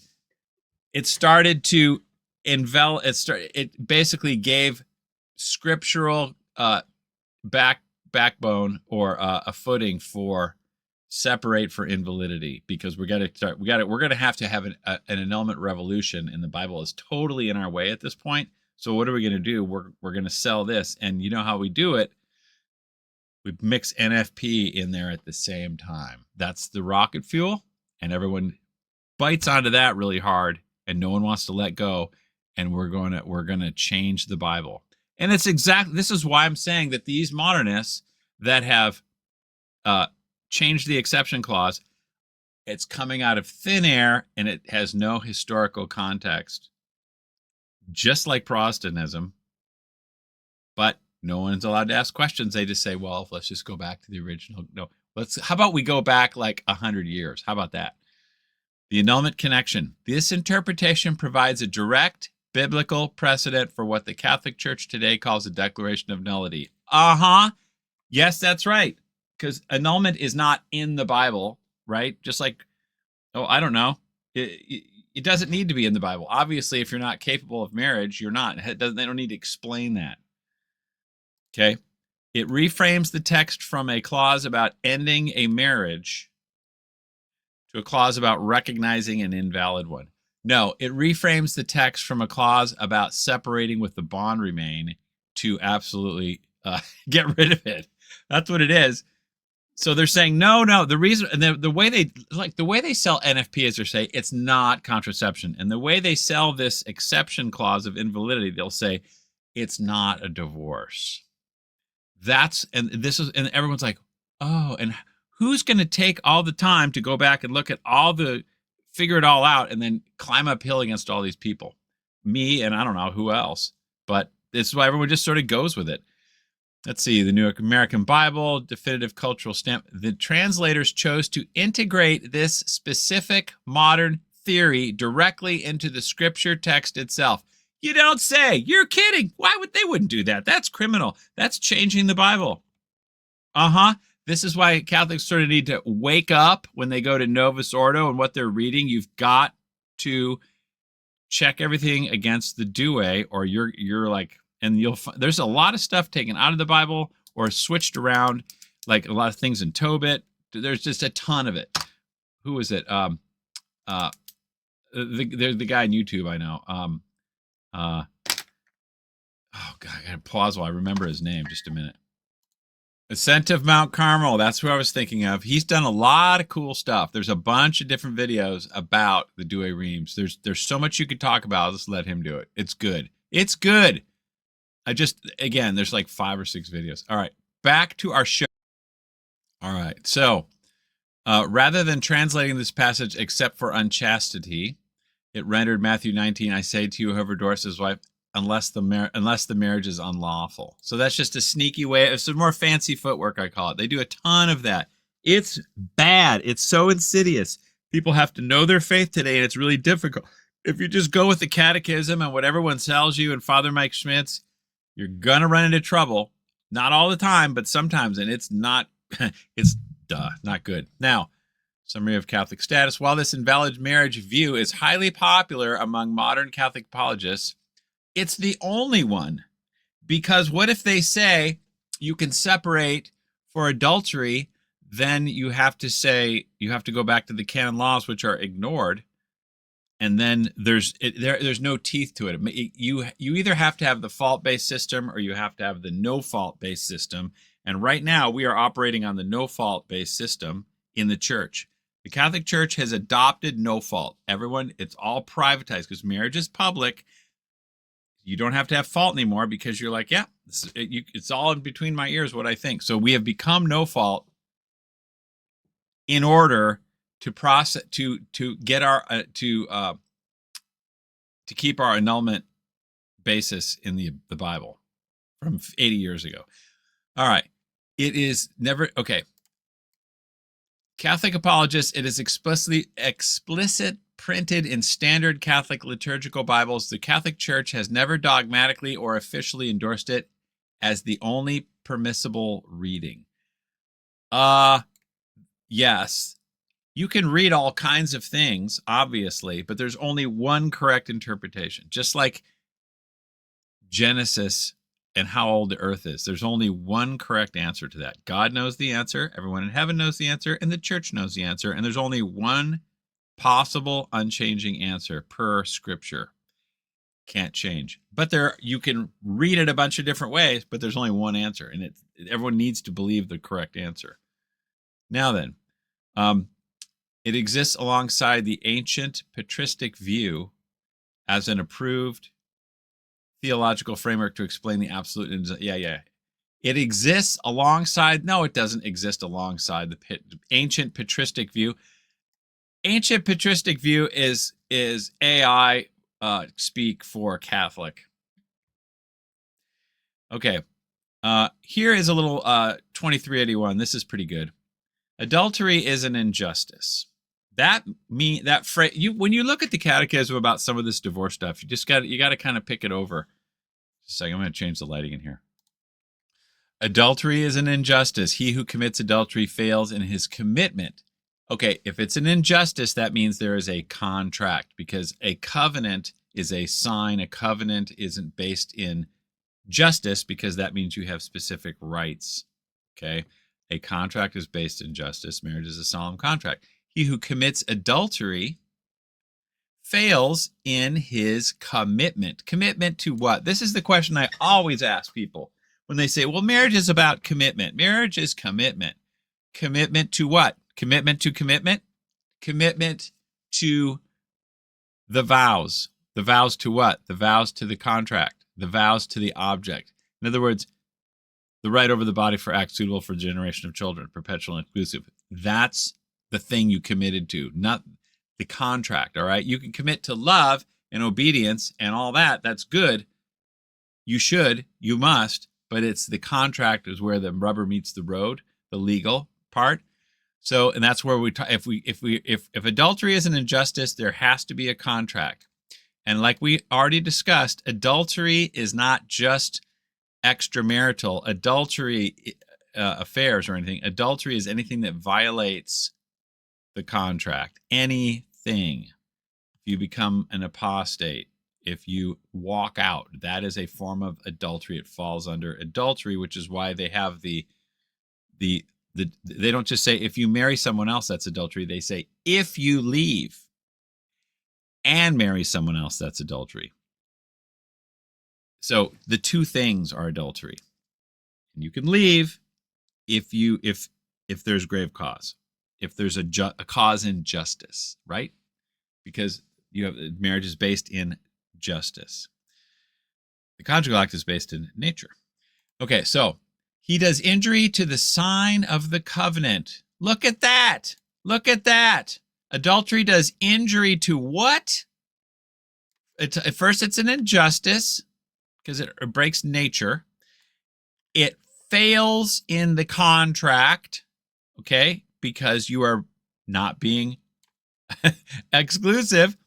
And it injures the sign of the covenant, which the marriage bond is. Now, the marriage bond is not the commitment. The marriage bond is not the contract. The marriage bond is the contract. Marriage is the contract itself. I made a mistake on that. So the covenant, they put a lot of words in here so that it kind of confuses you. And you just say all this covenant, love, bond, commitment stuff. And everyone's like, wow, yeah. You have to parse it correctly or you get mixed up. So the catechism does give it to you, but they grind it up a little bit in a blender, so it makes it a little more confusing. You got to straighten it out. He does injury to the sign of the covenant. The covenant is the sign. That's what it is. A marriage covenant is a sign. It's not the contract. A covenant isn't the physical contract, which the marriage bond is.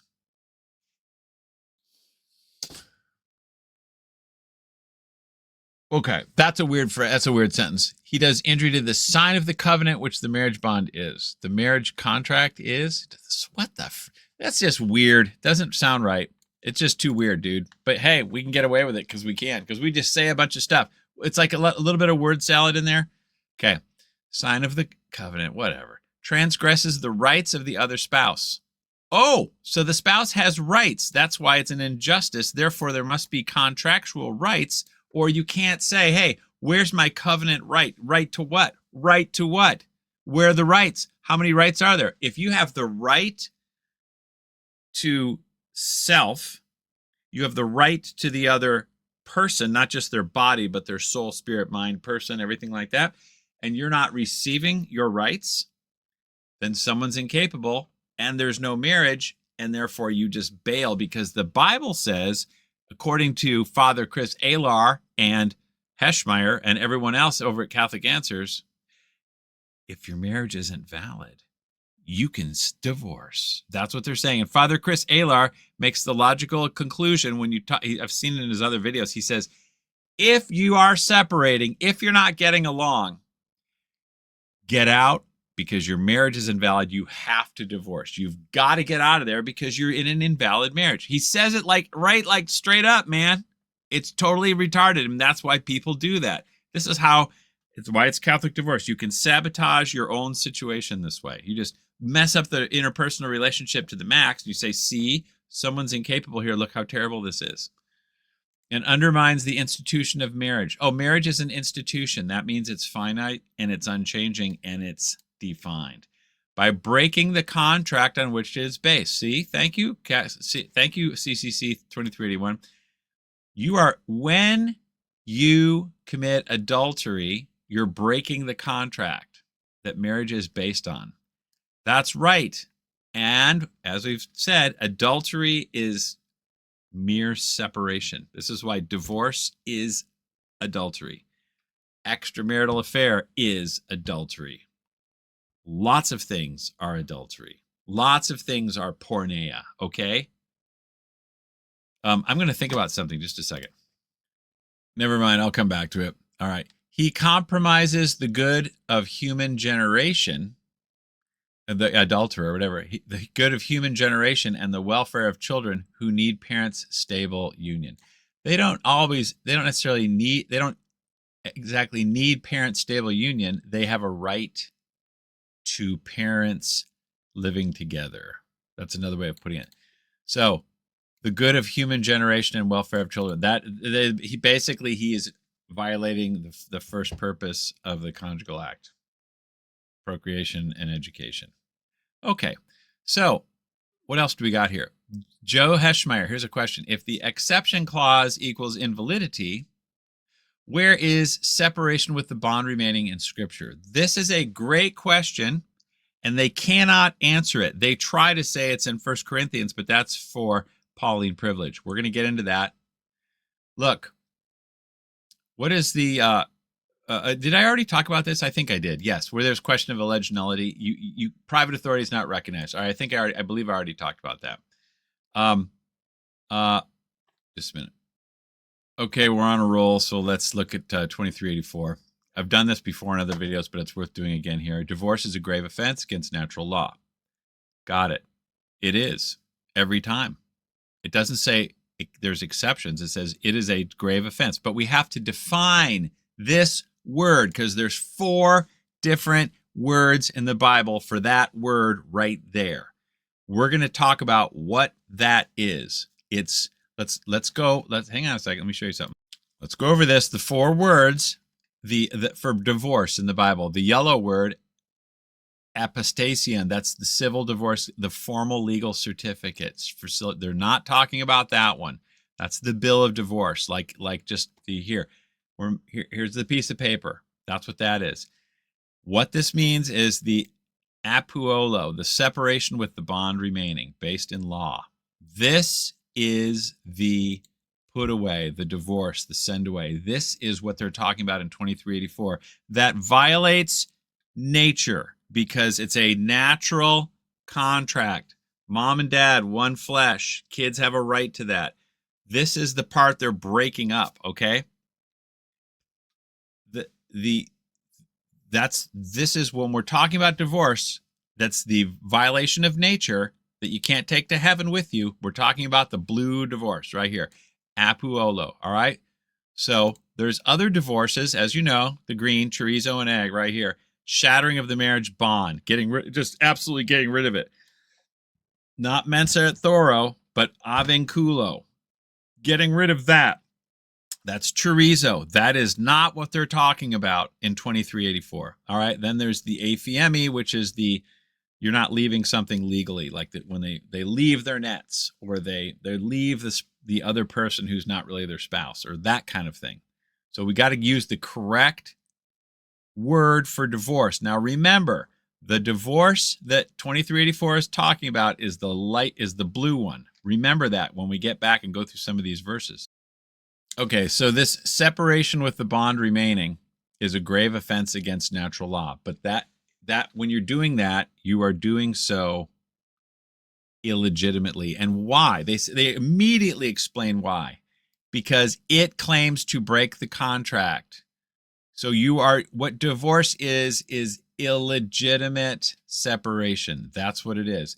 Because everyone knows, and the church bends over backwards to tell everybody, if you're in danger, if you're being hurt, if you can't live with the person, if they commit adultery, you can separate with the bond remaining. They're like no secret about any of that. But it must be just, and it must be declared such by the public authority, who's the bishop. So you're violating nature if you do it. It's against natural law. If you do it you break that contract without permission. Just like if you get married on the beach, it's a violation of nature. Even though the nature is the same, the honeymoon after the beach is the same as the honeymoon after the church wedding is the same. But one's a violation of nature and one is not, because the church says who's married and who's not. And if you separate ex cathedra, you're violating nature. So it breaks the contract. The spouses freely consented to live together until death. Yeah. And no one denies that they freely consented. And if, like they say, if you didn't freely consent, you can petition the bishop and say, look, I have to separate because I don't think my marriage is valid. And the bishop would have to hear the case and all that stuff. It's like, yeah, come on, man. Anyway, no one does that because no one has a case. That's why basically everyone, quote, stayed married for 50 years back in the day, because marriage is what it is. Divorce does injury to the covenant. We already talked about that in 2381. Divorce does injury to the covenant of salvation, which sacramental marriage is the sign. So they don't talk about what kind of divorce here, but I guess it's when they talk about this kind of divorce, I think they're talking about the green. Hold on a second. Yeah, I think they are. Divorce does injury to the covenant of salvation, which marriage is a sign. So you are saying we're not married anymore. And this is why Layla Miller says, like, as long as you don't say you're not married, it's okay. Well, when the state says you are, then that's kind of a scandal. You're doing injury, okay? Chorizo, legal shattering of the marriage bond. The state is saying there's no more marriage bond. So it's not, this is partly why also, like I say, if divorce is the only possible way. So doing injury to the covenant of salvation can be accepted if it's the only way to keep life and limb together. That's what they're trying to get at. That's the 2383 exception. If it's the only, divorce is okay if it's the only possible way. Offending offending or breaking the sign can be justified if it's the only way to keep life and limb together. But as we know, you can always do legal separation and not do the divorce, just do the legal separation. So you never need to do this. This is why everyone who divorces is to be denied the sacraments. There's no other way around it. Because there's always legal separation. That's why no one used to get divorced, because everyone would cut off their sacraments. And the culture just totally changed, and everything went underground. Everything went I shouldn't say that. All like the mid 20th century and beyond, everything changed, as you know. And the law that tried to bolster it up. This is what we're talking about here. It's loose ends and it's not good, and we're trying to expose it because it's not Catholic. When you touch Catholicism and it's not perfect, you have trouble. It's like two gears have to work perfectly together. You change stuff, it's not going to work. All right, let's go back to where okay, contracting. Okay. Contracting a new, so if you get a new contract, you contract a contract. You don't contract a union. It's the same thing. Even if it is contracting a new contract adds to the gravity of the rupture. The rupture, which rupture? The rupture over here when you trash nature, when you ripped your kids in half and now you're a spouse, okay? That's a grave effect. Nature. Natural law is nature. So you ripped nature. People who have like flesh and blood nature, you rip it, and now you add gravity to that ripping by a new deal, okay? A new spouse. And this is what the divorce, annulment, remarriage machine is doing by another name. Move over, Protestants. We're going to do it fancier, and we're going to make videos where we laugh and joke for the first 20 minutes and stroke our beards and tell you a bunch of fancy words, and then you'll be like, wow, I guess we'll have to believe that. It's just someone's got to kind of poke a hole in these guys, because they're not going to give up without, they just won't. Contracting a new union, even if, okay. The remarried spouse is then in a situation of public and permanent adultery. Okay.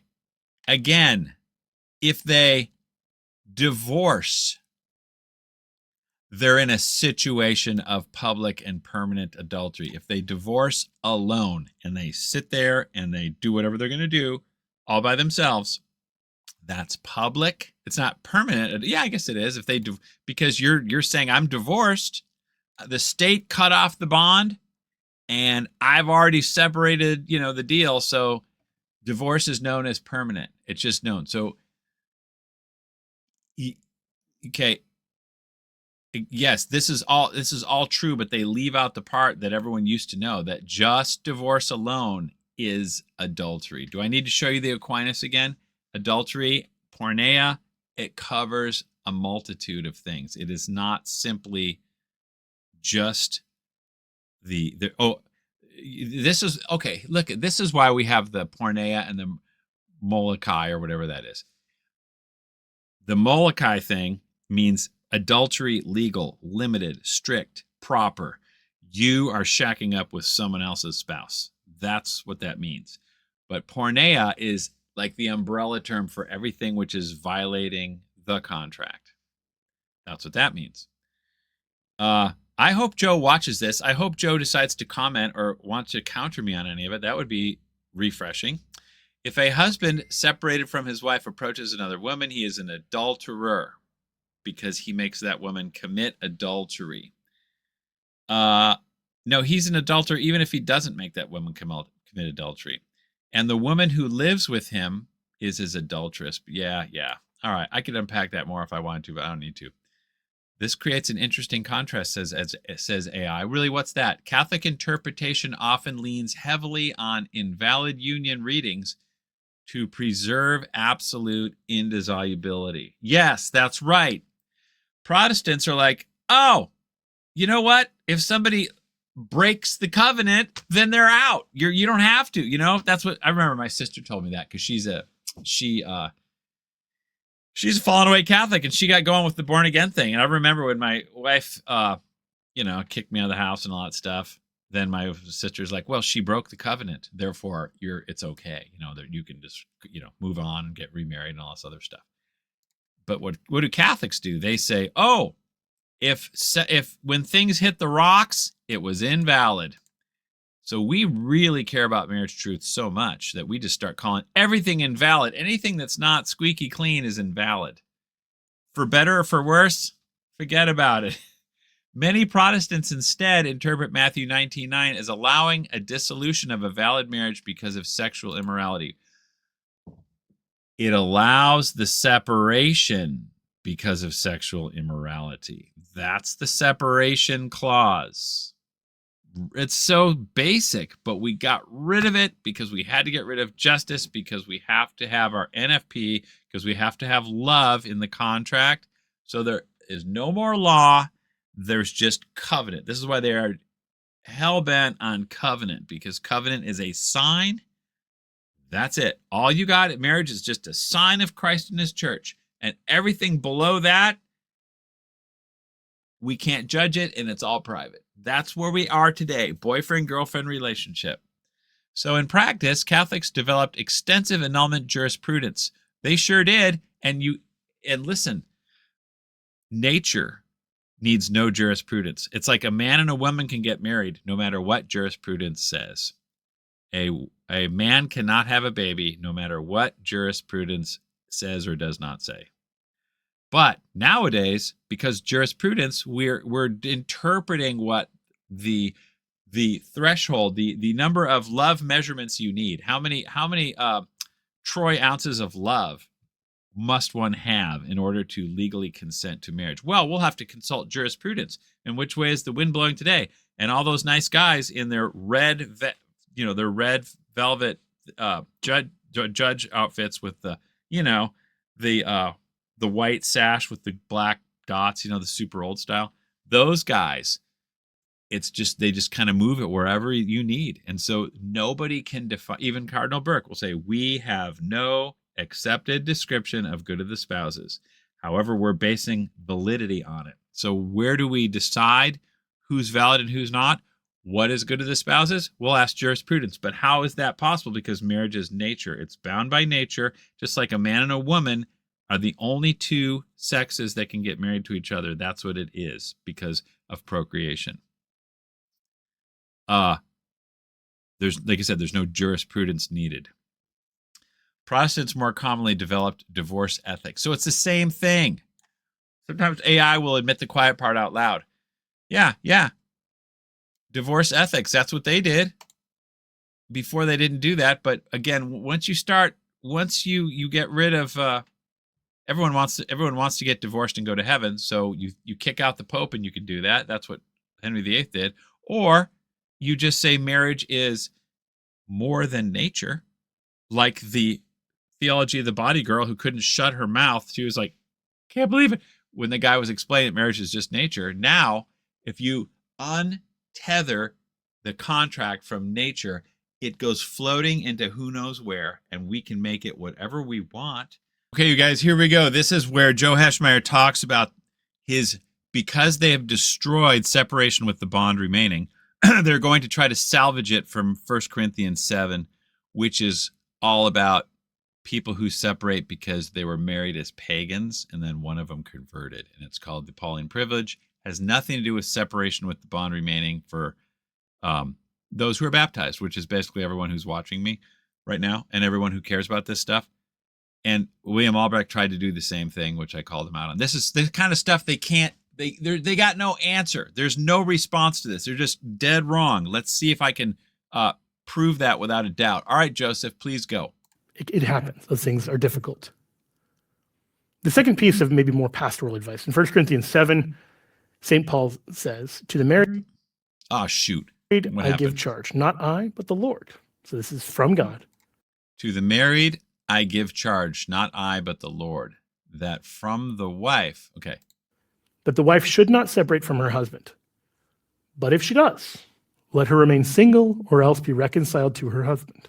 Correct. And all this is under the context of if you're not married, if you are married to a pagan. And I'll explain why in a minute. But let's keep going. And that the husband should not divorce his wife. So if for some other reason you found yourself separated. If for some other reason you found yourself separated. Let's just go to 1 Corinthians for a second. Then we'll come back to the video. Before we go to 1 Corinthians, I'm going to set the stage, okay, so we get it right. Matthew 6, the main exception clause, the big thing, okay? From what God has joined, let me fix this, move this a little bit. What God has joined, let not man put asunder. Everyone's heard that a ton of times. And then you got to look at the Greek, okay? What is the Greek? Chorizo and egg. That means crush, smash, break, destroy the marriage bond. What God has joined together, let no man put asunder. This is what everyone knows. You can never break the marriage contract, the bond, the thing. You can separate, but you cannot break. I shouldn't say you can't break the contract. You can't break the contract unjustly. You cannot break the contract illegitimately. And you can never put what God has joined together. So they're talking about breaking that, okay? This is the green one. Can never do this, okay? You can never do chorizo and egg. Can never do it. Then they say, why did divorce? So wait a minute. Why did Moses give you a bill of divorce and to put away? Not put asunder, put away. The blue kind, the separation with the bond remaining. Why did he allow you to do separation with the bond remaining? Okay? To put away your spouse. And whoever shall put away his wife, except for fornication, adultery, porneia, and shall marry another, committeth adultery, the different kind of thing. So look at, except it be for adultery, committeth adultery. But you got to use the right Greek. Let's see what it says real quick on 9. Let's go to 9. Except for porneia and his moikai, whatever. So this is the strict legal definition, and this is the umbrella term, which includes adultery, okay? So if you put away except with the exception clause. All right, let's continue though. Let's try to make my point because we've already gone through this. So look, there. What God has joined, let that man put asunder, and that's what that is. So then we're talking about bill of divorce, and the rest is separation with the bond remaining. Now we're here at 1 Corinthians 7:10, like he was talking about. Let's make sure that was the verse. Yes, it was 1 Corinthians 7:10 through 11, which all of Catholic Inc. now points to as separation with the bond remaining. This is what for baptized. This is what this is nuts. Hang on.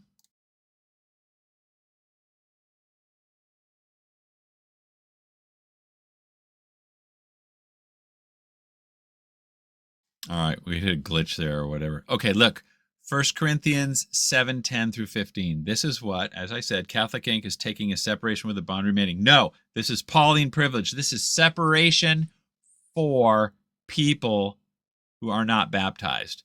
But to them that are married, let not I, but the Lord commandeth, let the wife depart from her husband. Depart. What kind of depart are we talking about? Green, chorizo, and egg. Because if you go back and look, there it is, CHOR. That type of depart, okay? What kind of, that's the, let not man put asunder. That is the absolute destruction of the marriage bond itself. The permanent bond till death is the destruction. But for them that are married, let not the wife destroy the bond from her husband. If you're married, you cannot destroy the bond, not put away, not walk away, not live in the next town. Destroy the bond. This is why I say we have to get this right. We've got to know what Greek word, what one of the 4 words that's divorce we're talking about. Verse 10, right there, the green, the breaking of the bond. But if she does break the bond through some legal mechanism or whatever, she says, I'm not married anymore, then she remain unmarried or be reconciled to her husband because she's out of law. She's nuts. It's like saying, I am no longer a man. I'm a woman. Look at me. I'm a fiddler crab. It's fiddler crab season. You know, if I start saying that, I got to get back to normal. I got to get back to nature. So if she broke her, if she did chorizo and egg type of divorce, she has got to get back. This is why this is not separation with the bond remaining. If she claims to break the bond, she's done it through civil or whatever, however she's done it, she's saying, I'm not married anymore. I am not married anymore, and I've got the public thing or whatever. She's hosed. She's got to she has to remain separated or get reconciled to her husband. She's got to do one of those 2 things. And if she's going to be separated, she's got to. But listen, they're talking about the type of separation which can't happen. And this is because it's the context of 2 pagans, and one of them becomes Christian. Listen, please. And if one of them depart, let her remain unmarried or reconciled to her husband, and let not the husband put away his wife. What is wait a minute, put away? Haven't we heard that a bunch of times? Doesn't that mean the blue kind of put away? Like the APOL, that means put away the bond remaining? No, different kind of put away. What kind? The red kind. APHNAI, whatever, APH, I can't say this Greek at all. But it's the red kind of put away. What kind of that is that? That's where there's no law there in the first place, when you can get away. In other words, people who are not baptized, pagans, and one of them starts to turn, those people, you can walk away from this thing. Just like you They use the same Latin, the same Greek, aphiene, to say, I have put away my nets and followed Christ. I've left my nets.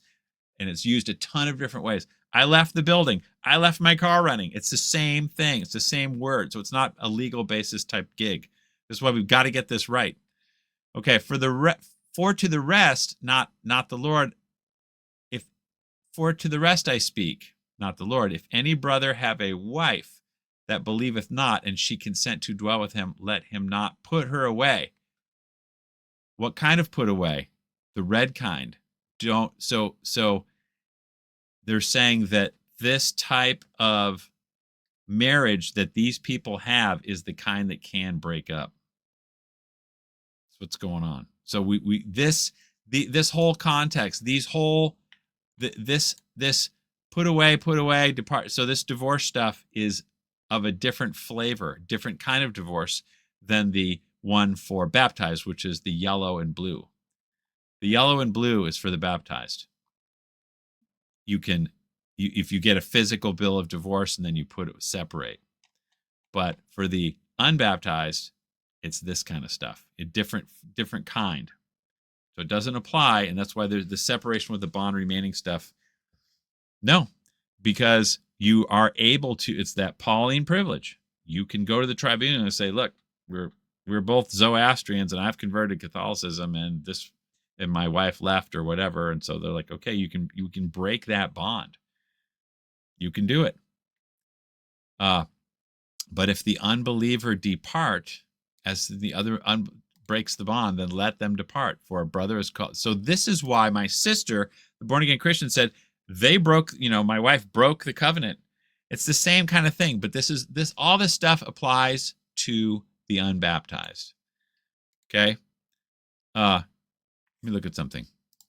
All right, so basically he's saying, not I, but the Lord commandeth. So if God is saying, if you blow up your bond, don't go anywhere or try to be reconciled. That's what you got to do.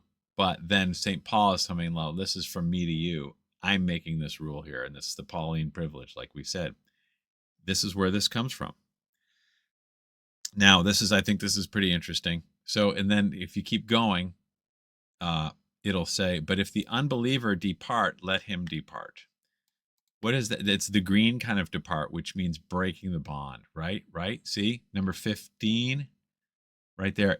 If they chorizo and egg, if the unbeliever totally breaks the bond, let him go, because it's okay. You're not, see, because for a brother or sister is not held in servitude in such cases. So this word is the same word. Chorizo and egg is the same word that's used here. This is a totally different kind of thing. This is not separation with the bond remaining. This is, somebody is either deciding there's no bond or they're making it no bond. This is why this stuff is a little bit nuanced, and you got to be careful, which is why if you're a bucktooth farmer in 12th century France trying to figure it out, just do what all the saints have said. Don't make up something new. When you start deviating from Catholicism, you're going to run into the weeds, and then you have to continue to prop up your thing with propaganda. That's what's going on. That's all this is. All this new stuff. It's modernist propaganda.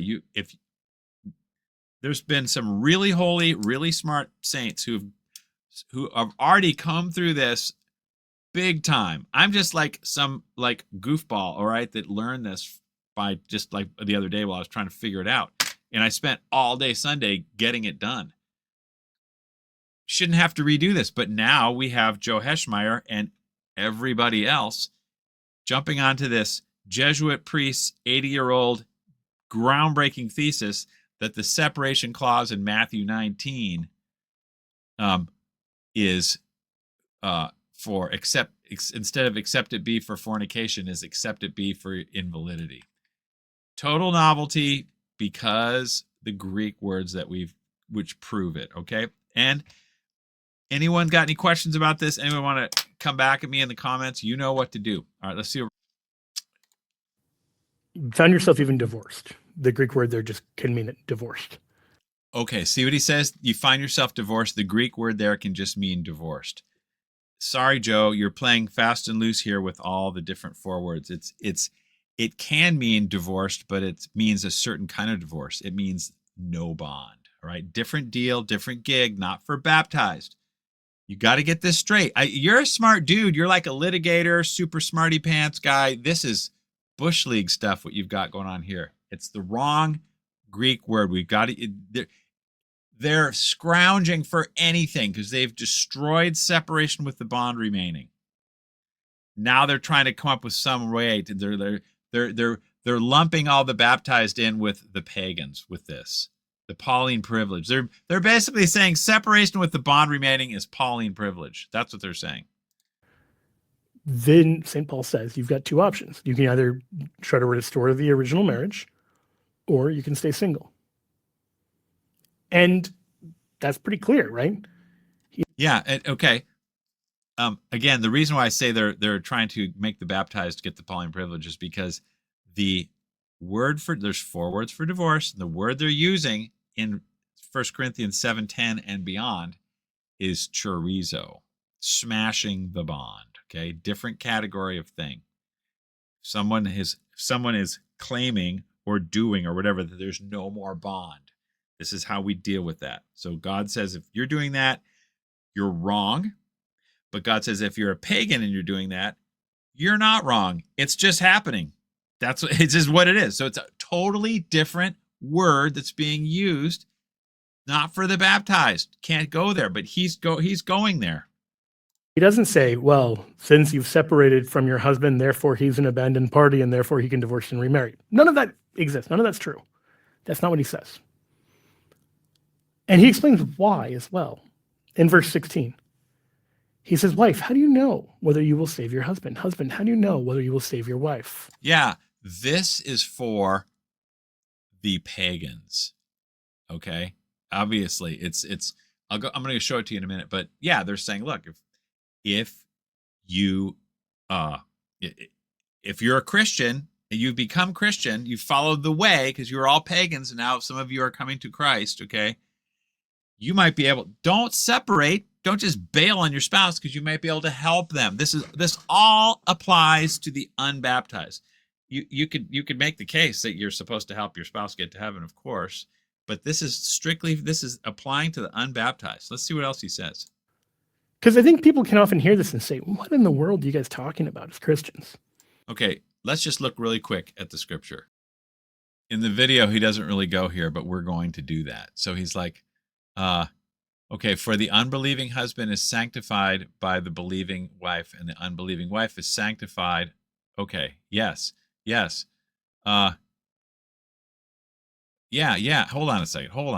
Okay, I figured out what was going on. He was reading from the next verse, so we have to set the stage for what he's reading. So look, if any woman that has a husband believeth not consent to dwell with her, let her not put her away. For the unbelieving husband is sanctified by the believing wife, as in the baptized husband is, the unbaptized is sanctified by the baptized, and the unbaptized wife is sanctified by the baptized husband. So you want to sanctify them. So don't leave. If they're willing to live with you in your mangy booty, then stay together. Otherwise, your children should be unclean, as in not baptized, dog. But now they are holy, like baptized. This is what's going on.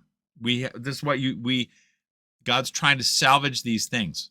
So this whole deal, because they use the red and the green words for divorce here, it all applies to, it's a different gig down here. Now, but if the unbeliever depart, as in break the bond, which can't happen, but it can happen if you're unbaptized, let him depart. For brother or sister is not under servitude. Marriage is servitude. Did you know that? Because you are in contract, the old ball and chain. But God hath called us in peace. So you can get remarried if you're both pagans and you turn into Christian. The pagan says, I'm out of here, you Christian freak, you. I got to go get some tattoos, man, and howl at the moon. Forget this. So it's cool. Pauline Privilege. That's what this is about. But he continues to read verse 16. So let's check that out. This is the part he kind of skipped over because it's an inconvenient truth. Ha ha. For how knowest, O wife, whether thou shalt save thy husband? Or how knowest, O man, whether thou shalt save thy wife? In other words, dude, hang out and try to keep it all together if you are unbaptized or you're coming into baptism. That's what this is about.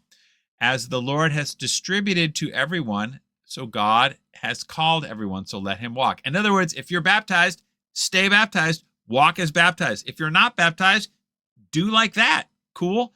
And so in all churches I teach.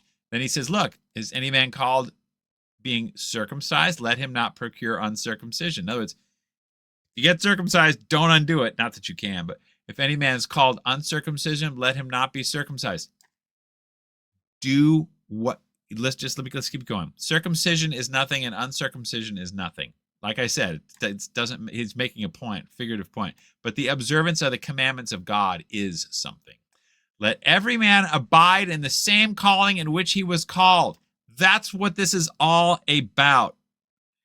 Baptized, separate with the bond remaining. Unbaptized, what God said to those people, it's like it's a different calling, man. Marriage is a different gig if somebody gets baptized. It's you don't mix this stuff up or use this guy who is sympathetic to Jewish liberation, the SJ guy 80 years ago, and wreck the entire thing. If you're not with Augustine and Aquinas and all these guys on this, get out of town. And none of this modernism is. That's what it is. Okay, let's go back to the video. You've got to stay married in your own mind to someone who maybe has already moved on to somebody else? No, you have to stay. You have to try to. You have to accept. No, you don't have to stay. He's trying to force the paradigm for baptized onto that which is unbaptized. That's why he shouldn't even read 1 Corinthians 7:16 doesn't apply to the baptized. And the answer is yeah, you do. In the same way that, maybe your kids have disowned you and claim that they've got another set of parents. They really like their friends' mom and dad, and they say, these are my real mom and dad. The reality is they're still your kids. That it's a family relationship that can never be undone, no matter how much you've failed them or they've failed you or whatever.